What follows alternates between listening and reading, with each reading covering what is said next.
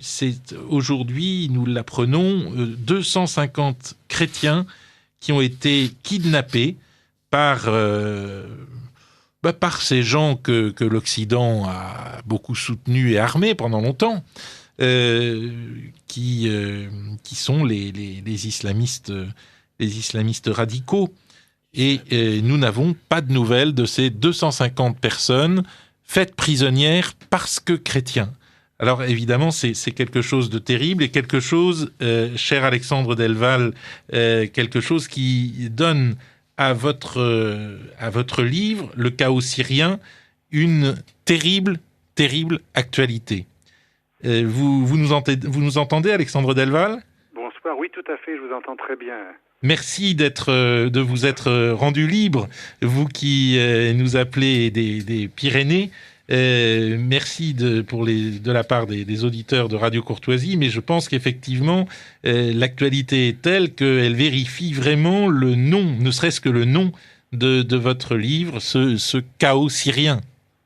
Oui, et là, ce chaos syrien, nous avons repris ce titre qui, au départ, avait été utilisé pour définir ce qui se passe en Irak, et vous aviez raison de dire que l'Occident, malheureusement, a très longtemps joué un jeu trouble, volontairement ou pas, en aidant des mouvements islamistes radicaux depuis très longtemps, notamment à partir de 1990, pendant la guerre d'Irak, la première guerre d'Irak. Ceci a conduit à une déstabilisation totale de la région et surtout de la zone Irak-Syrie. Ceci a permis à des djihadistes d'élire domicile dans cette région, profitant de ce chaos orchestré, à mon avis, de manière assez volontaire par les Américains, pour pouvoir redéfinir un certain nombre de frontières.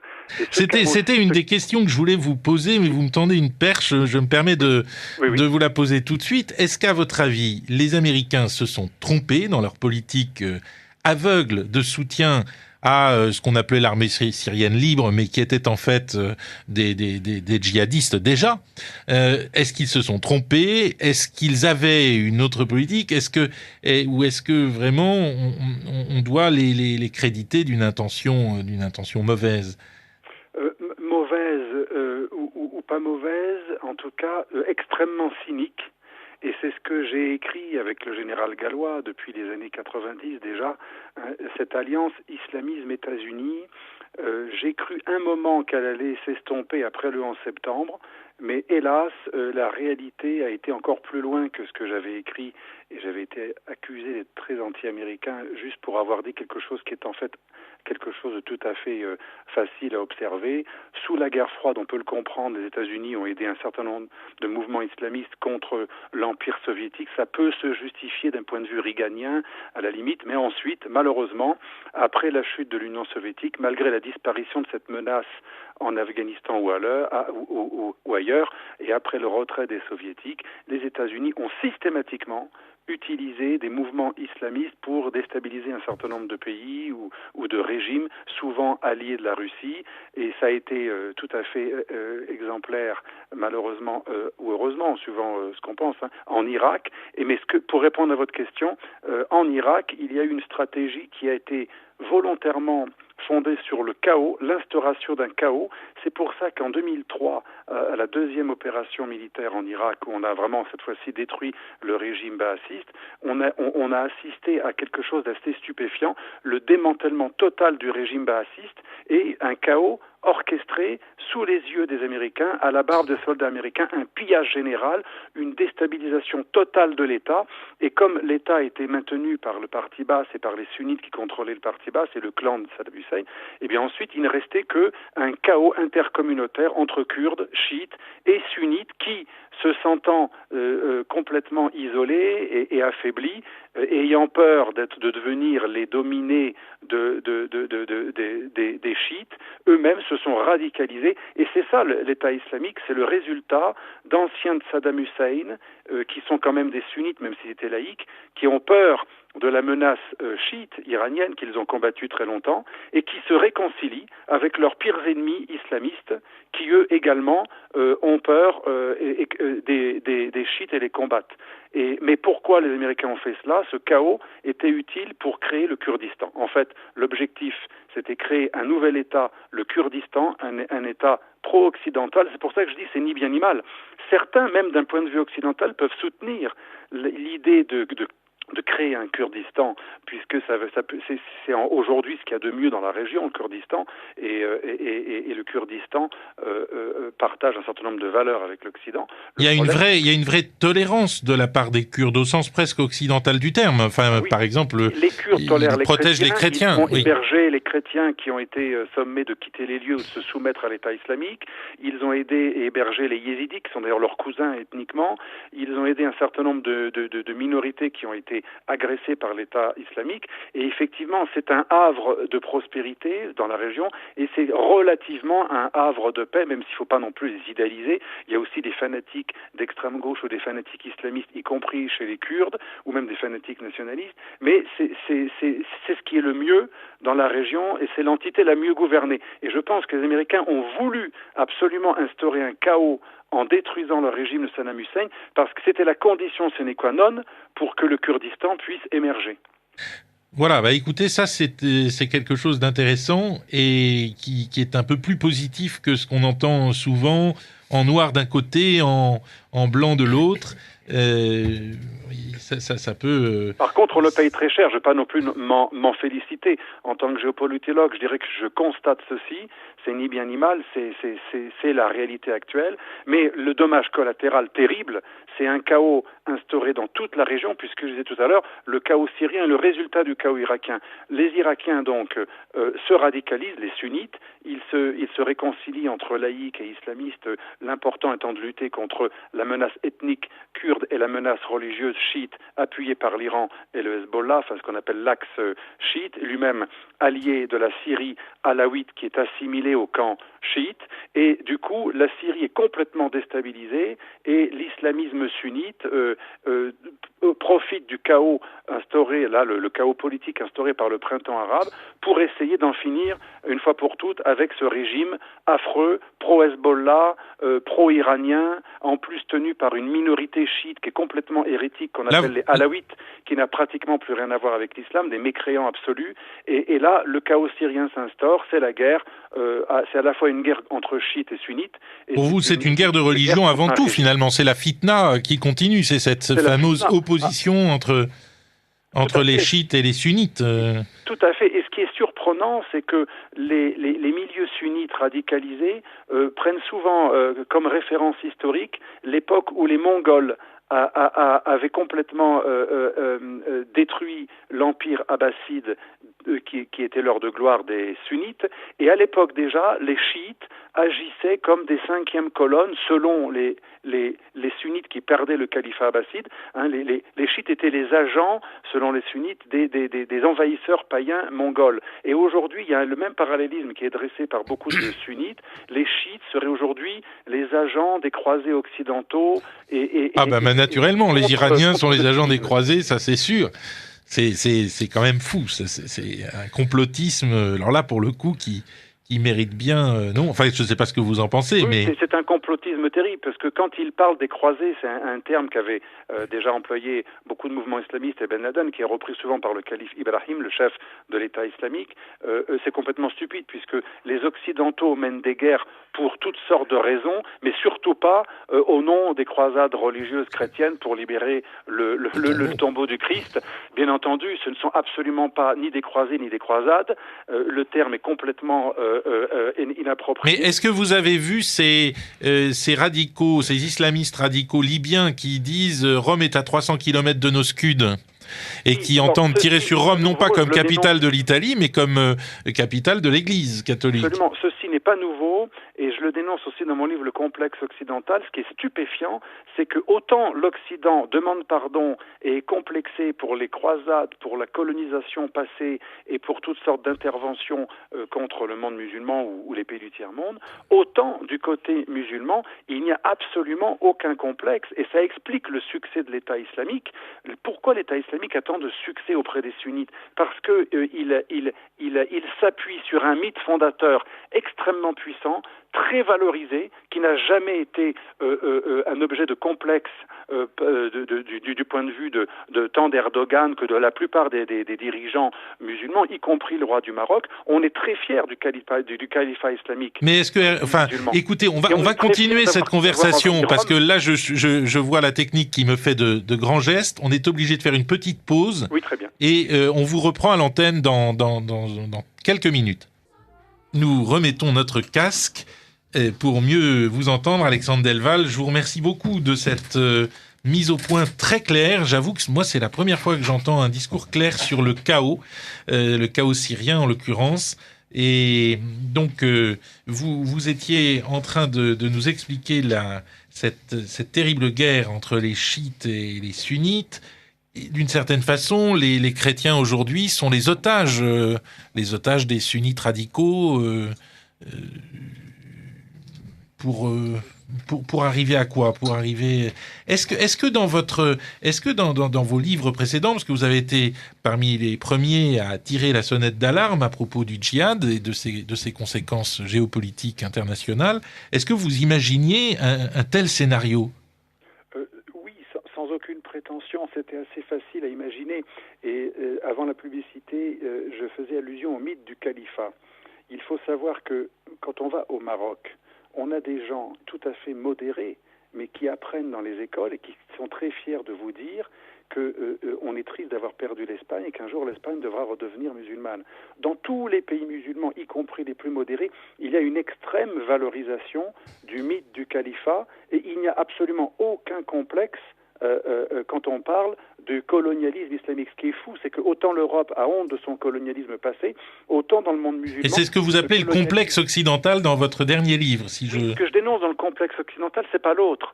C'est le fait d'avoir honte de son histoire. Parce que les autres sont très fiers de moi. Quand je vais en Turquie aussi, je constate que le peuple turc aime beaucoup Erdogan, entre autres parce qu'Erdogan, chaque année, il fête la destruction de Constantinople dans une grande cérémonie devant une super production presque hollywoodienne qui met en scène les valeureux turcs qui écrasent littéralement les Byzantins. Je ne les juge pas. Je ne dis pas qu'ils ont tort. Je dis que nous avons tort d'avoir des complexes parce que les autres civilisations sont très fières de leur conquête passée. Et on en revient à l'actualité. Pourquoi l'État islamique est si puissant? Parce qu'il valorise le mythe du califat qui est toujours resté extrêmement fort et qui est enseigné, qui est valorisé dans les universités, les mosquées, autant que dans les discours des politiques.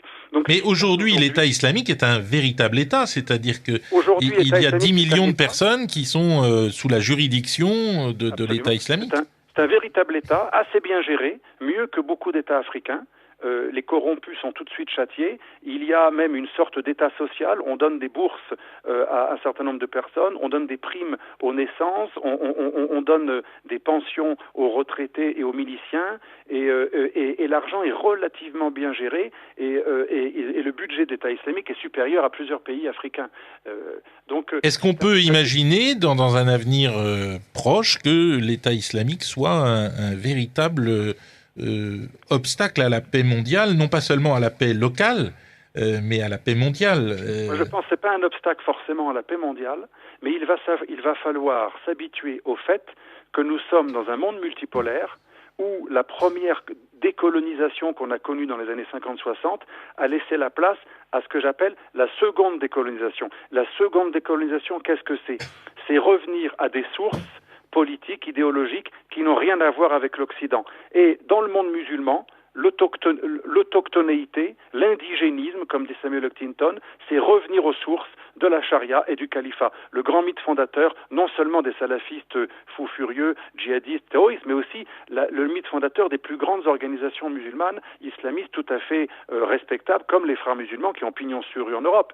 Les frères musulmans sont nostalgiques du califat. Autrement dit, vous trouvez qu'ils nous ont pris au mot finalement.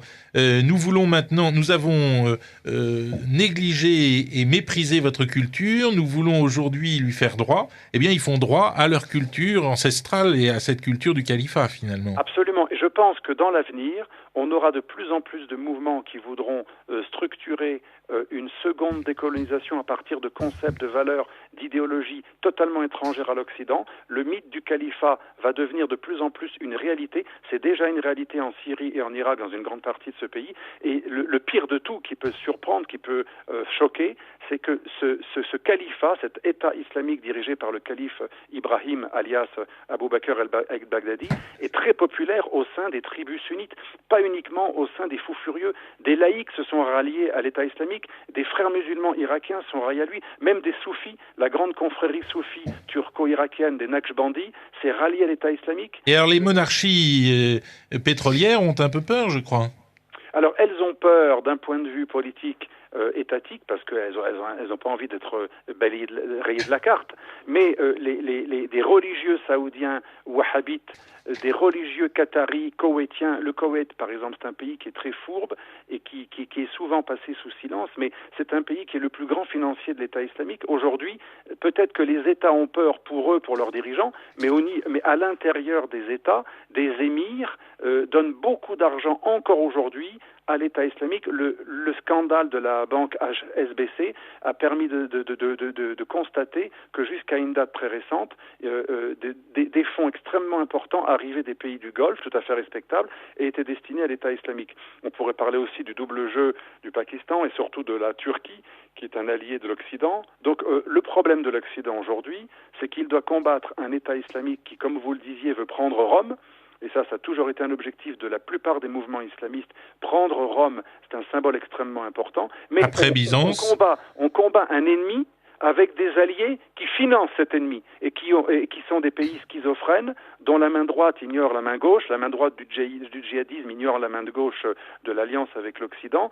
Ce sont des pays schizophrènes qui sont tiraillés entre une élite étatique et économique qui a un intérêt à avoir une alliance avec l'Occident et une population et des élites religieuses ou même parfois des élites tout court qui, elles, ont un cœur qui penche du côté du djihadisme. Donc ce sont des États schizophrènes qui, même lorsque sincèrement leurs dirigeants nous disent qu'ils ont peur de l'État islamique et quand ils rentrent dans la coalition contre l'État islamique, une partie de l'establishment de ce pays continue à financer l'islamisme de l'État islamique ou d'autres mouvements. Écoutez, merci beaucoup, cher Alexandre Delval. Merci de votre intervention au téléphone. J'espère qu'on aura l'occasion très vite de vous entendre en direct. Et je rappelle aux auditeurs de Radio Courtoisie vos 2 livres, donc Le chaos syrien chez Do Éditions, Do D-H-O-W, syrienne, oui. Avec Randa Kassis, et puis donc le complexe occidental, oui, et qui est édité aux éditions du Toucan. Aux éditions du Toucan. Voilà. En tout cas, merci de cette clarté, et puis eh bien à très bientôt sur les. Je vous en prie. Et juste pour préciser, c'est en même temps de l'humour et un rappel, le sous-titre du complexe occidental, c'est Petit traité de déculpabilisation, car je pense que l'ennemi suprême de l'Occident, c'est pas l'autre, c'est sa propre culpabilisation pathologique qui le rend incapable de défendre ses valeurs. Et qui a aujourd'hui des conséquences très lourdes en termes géopolitiques, évidemment. Absolument. Merci beaucoup. À très bientôt, Alexandre Delval. Et dans le studio où nous revenons, j'ai en face de moi Benjamin Blanchard, que les auditeurs de Radio Courtoisie connaissent bien, puisque vous dirigez un journal maison. C'est ça, le mardi soir. Bonsoir, monsieur l'abbé.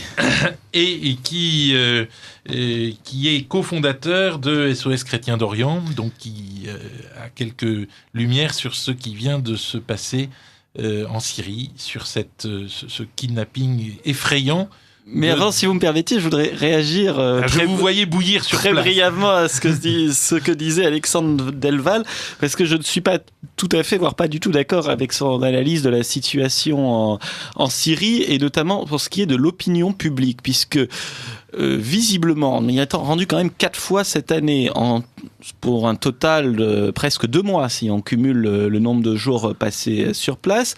Donc j'y ai passé 2 mois sur 12 mois finalement. Donc je pense avoir une petite vision très partielle, très, très modeste, mais quand même une petite vision de la situation en Syrie. C'est mieux que 0, on va dire.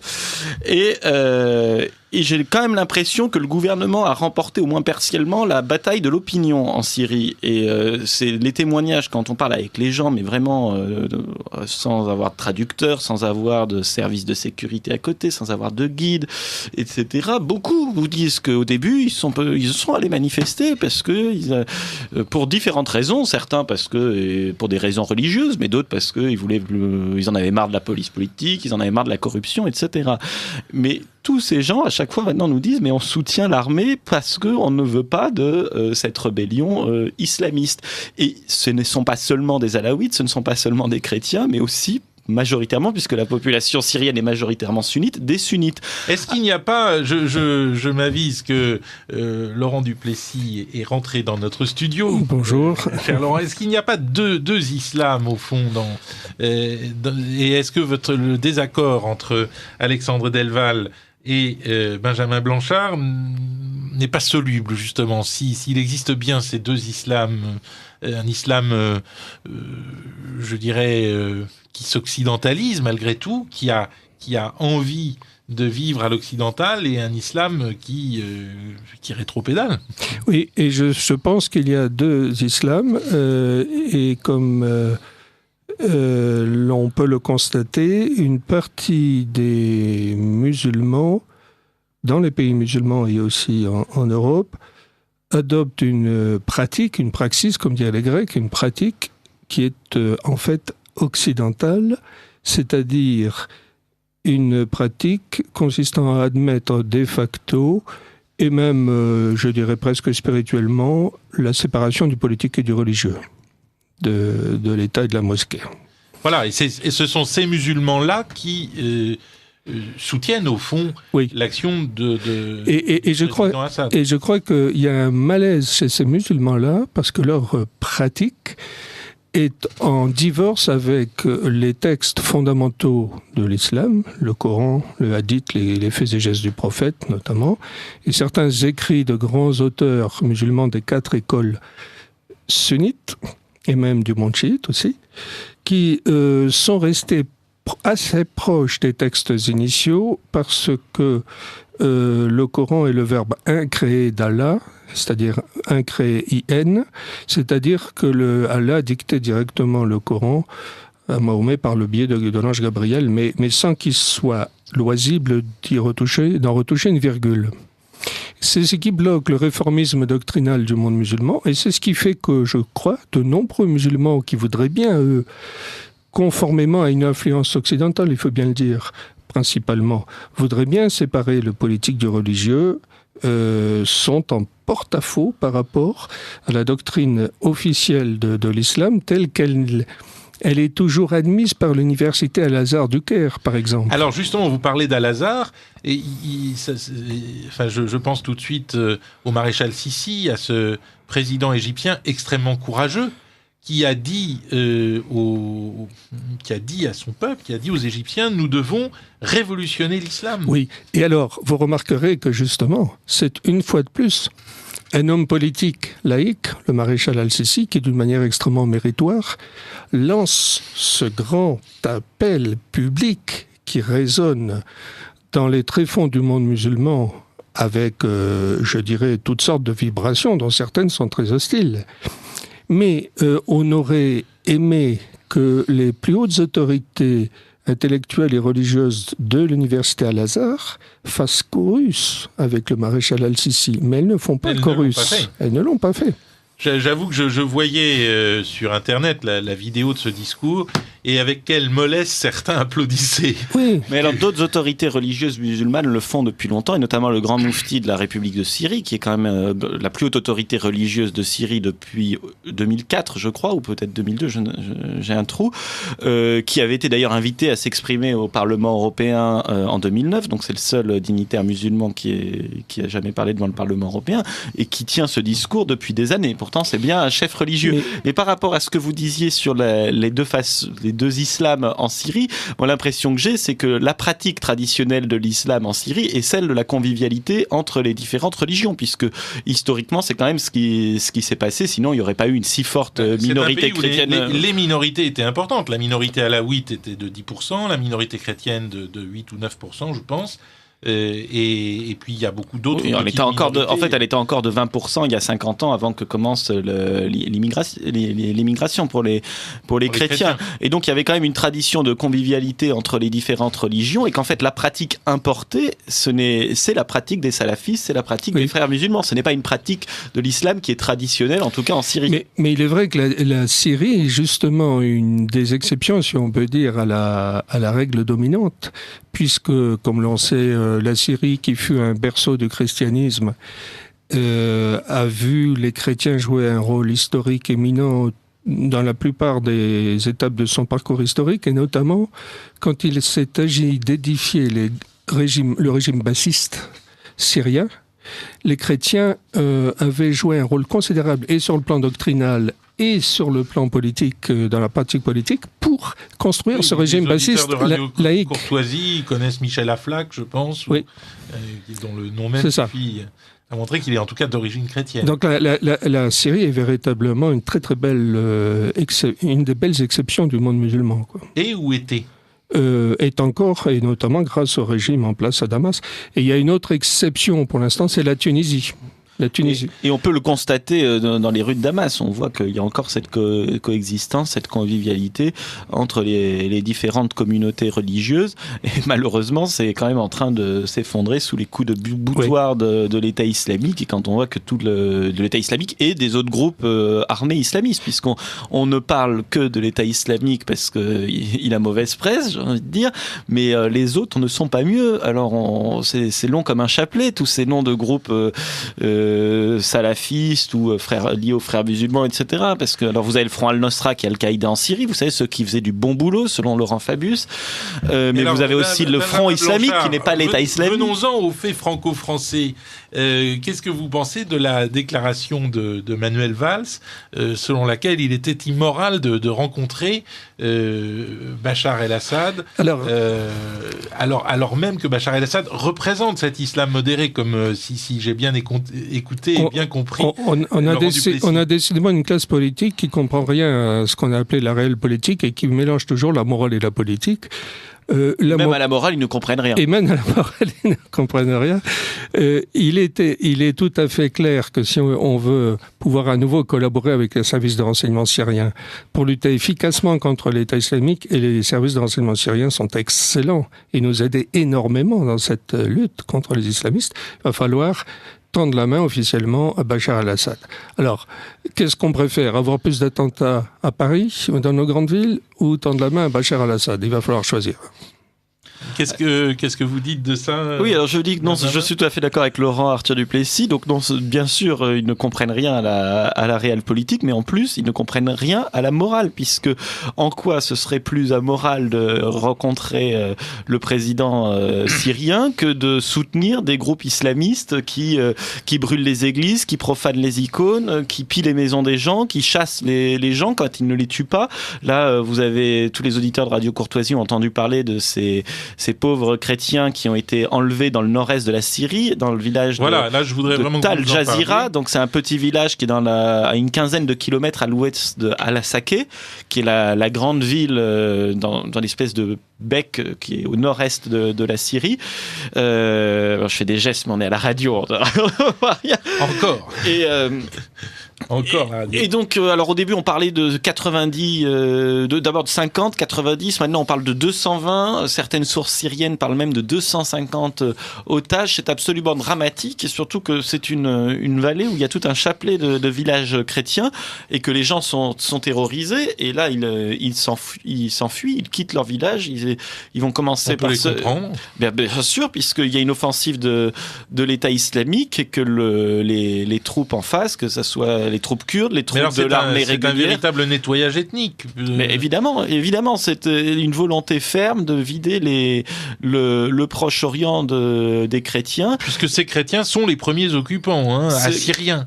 On les appelle d'ailleurs les chrétiens assyriens. C'est pour ça que je parle de nettoyage ethnique. Alors attention, parce que dans les... Je suis sous votre contrôle. Oui, attention, parce que ce ne sont pas que des Assyriens, il y a aussi les Syriaques. Et les Assyriens parlent la langue assyrienne ou chaldéenne, qui est un araméen oriental, alors que les Syriaques parlent le syriaque, qui est une langue araméenne occidentale.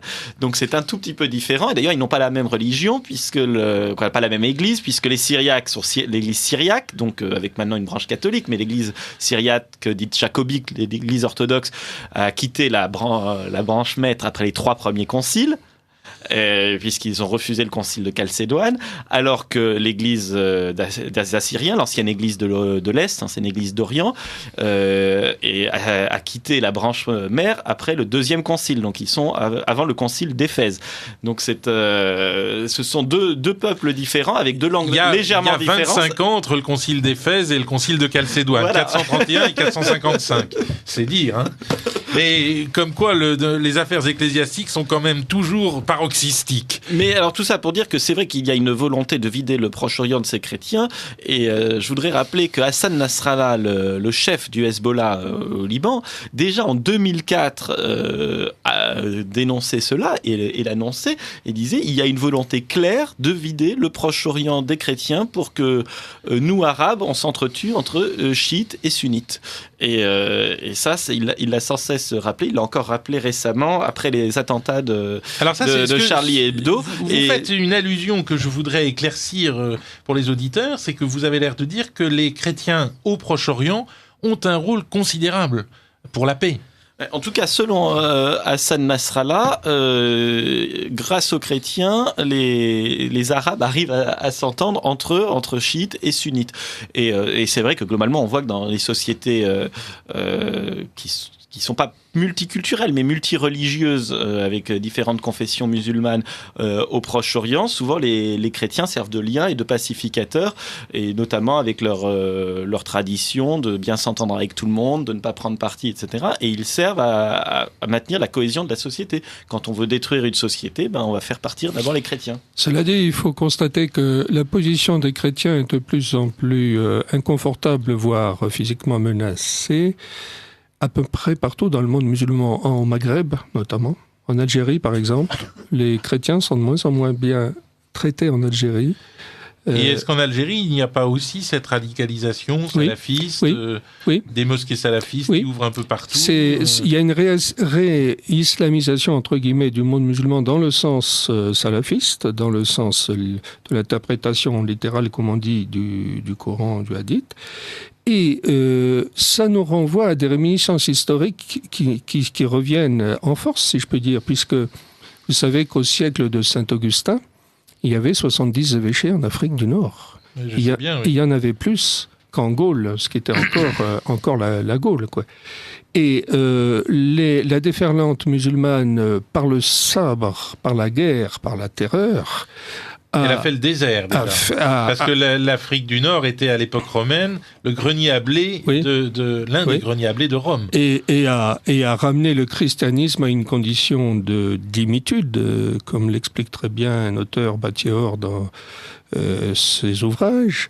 Et les 3/4 de la conquête par l'islam de ces territoires d'aujourd'hui se sont faits au cours des premiers siècles de son histoire et avant le reflux après le XVIIe siècle, se sont faits les 3/4 par l'épée, par la guerre.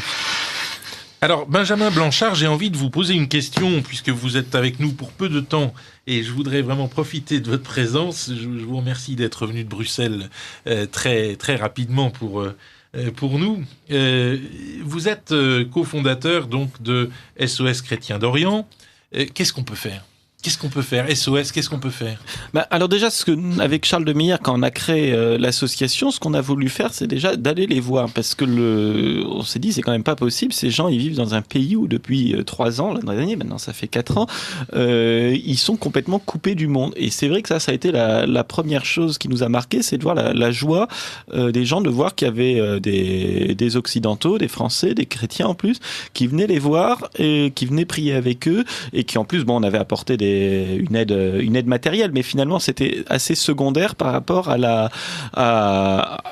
présence. Et vous pensez que la visite des 4 députés français est évidemment de la même façon ? C'est fondamental. Ils ont quand même été accueillis triomphalement. Alors là, vous voyez, j'ai reçu hier une lettre, ce qu'on appelle une lettre confidentielle, qui s'appelle Intelligence Online, le monde du renseignement.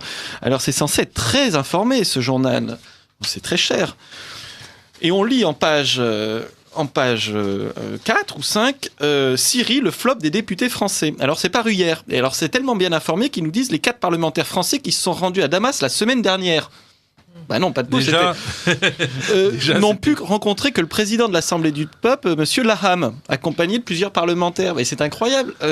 En fait, c'était les souhaits. C'est pour ça que d'ailleurs, je pense que Laurent Fabius, parce qu'au début, quand le voyage a fuité il y a 10 jours, il y a eu un petit entrefilé dans le journal du dimanche. Ensuite, Laurent Fabius a été interrogé à ce sujet. Il a dit « Oh, écoutez, ils ne sont porteurs d'aucun message officiel, mais après tout, c'est pas très grave. Ils sont grands garçons, ils font ce qu'ils veulent. » Parce que, en fait, voilà ce qu'on espérait, c'est dire que ça soit un flop, qu'on les reçoive par-dessus de la jambe. Et en fait, ils ont été accueillis tout à fait dans les formes. Ils ont été reçus par le président Bachar el-Assad lui-même, en tout cas pour 3 d'entre eux, sauf Gérard Bapt.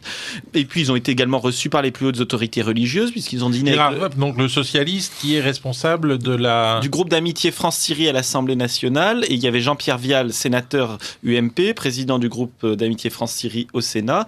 Et puis également François Zocchetto, le président du groupe centriste, Union centriste au Sénat, et qui est également membre du groupe d'amitié. Et enfin, quelqu'un que les auditeurs connaissent bien. Monsieur Millard, que les auditeurs de Radio Courtoisie connaissent bien. Donc, ils étaient 4, et ils ont également rencontré les responsables religieux, puisqu'ils ont vu le grand moufti de Syrie dont on a parlé tout à l'heure, et puis 2 des 3 patriarches en résidence à Damas, le grec orthodoxe Jandis Yazizi et Grégoire III Laham, le patriarche grec melkite catholique. Alors au-delà des ronds de jambes et des visites de courtoisie, je crois que c'est très important parce que ces gens, ces responsables, ont une vision très précise de ce qui se passe dans leur pays et notamment de la situation de leurs fidèles, parce qu'ils ne restent pas confinés dans leurs palais épiscopaux, ils sont en permanence en visite sur le terrain.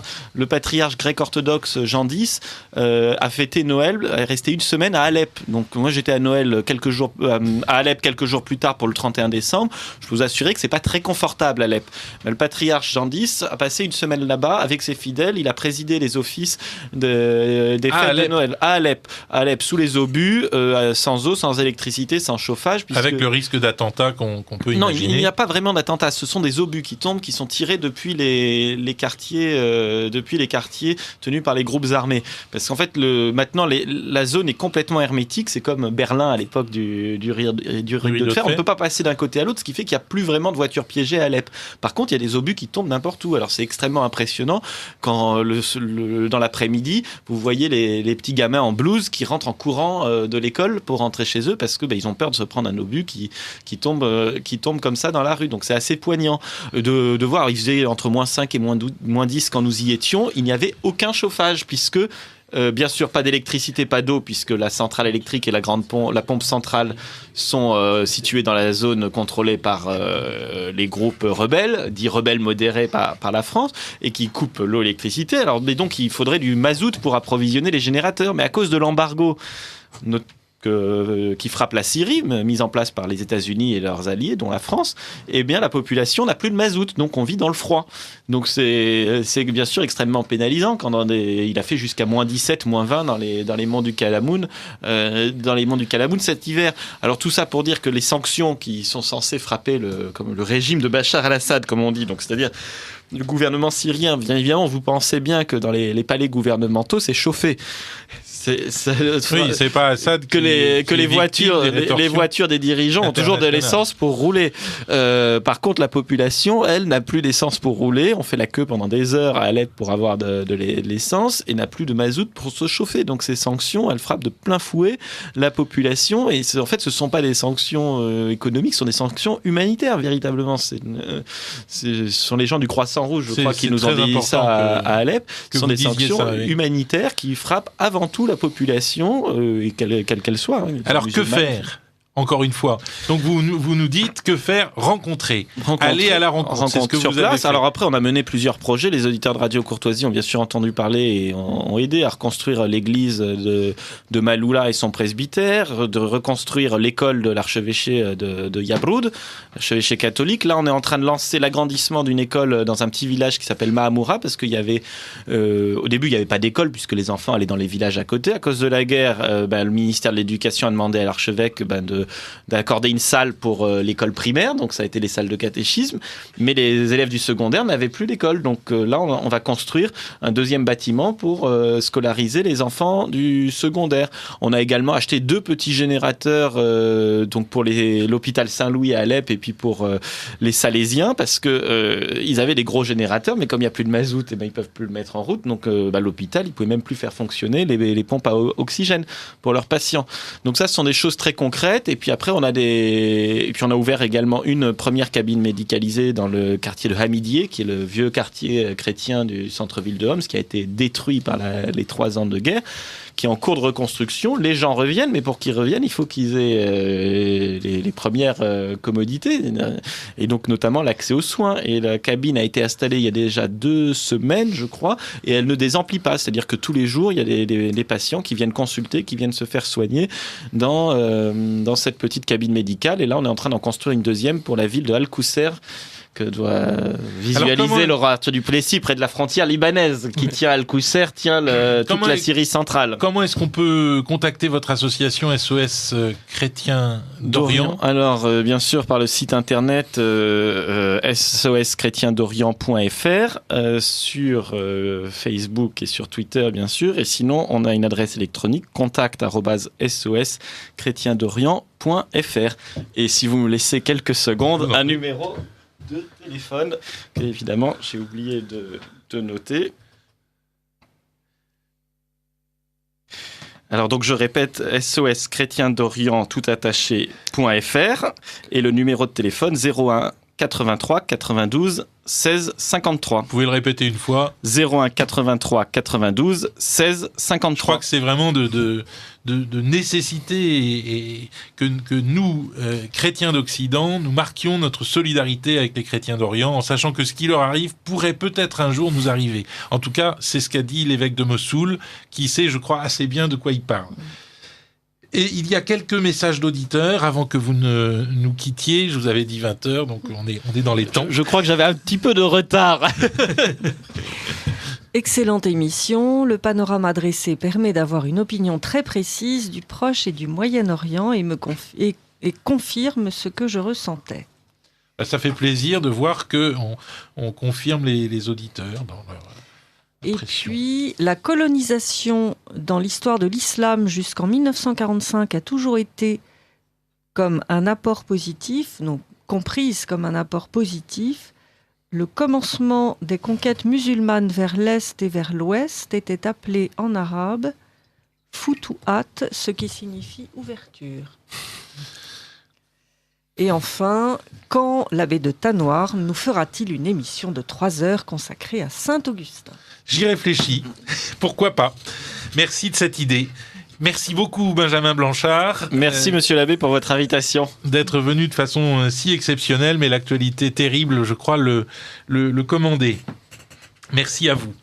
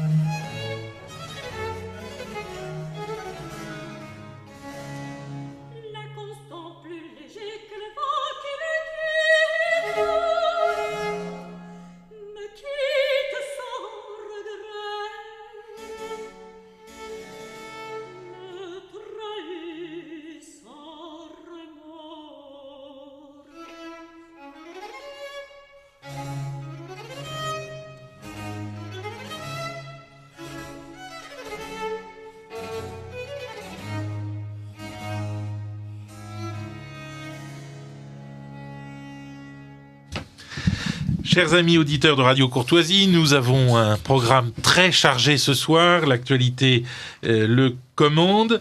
Et pour nous aider à en traiter, vient d'arriver dans notre studio Éric Letty. Éric Letty, bonsoir. Bonsoir. Vous avez été longtemps le rédacteur en chef du magazine Mondévie. Et je vous ai